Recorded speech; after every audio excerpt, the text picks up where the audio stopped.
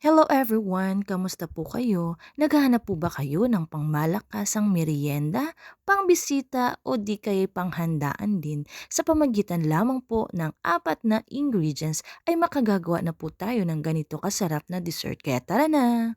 Simulan na po natin. Kailangan po natin ng isang Nestle cream, condensed, graham cracker at mango. Ibuhos po natin yung na-chilled na Nestle cream sa isang lagayan at gamit po ang ating hand mixer, imimix po natin itong mabuti para mag-double po yung kanyang amount. Kasunod ay ibuhos na rin po natin yung ating isang latang condensed at yung isang buong mango. I-mix na naman po natin itong mabuti.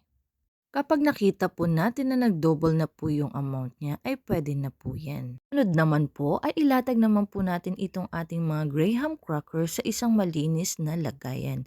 Nilagyan ko nga rin po pala ito ng parchment paper para po mamaya ay mabilis po natin itong tanggalin. Isinunod ko pong ibinuhos yung ating mixture at ganun na rin po naglagay po tayo muli ng toppings na mga mango. In-slice ko po ito ng pa-cubes. And then sa ibabaw, nilagyan ko po muli ito ng graham cracker.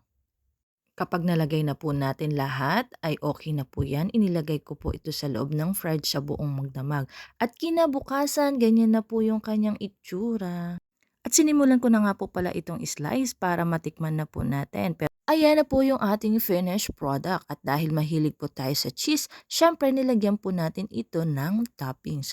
At kaya naman ito'y tinatawag ko po na mango graham cheesy overload. Kaya ano pang hinihintay mo? I-try mo na rin pong gumawa ng ganito. Super easy at super sarap po nito.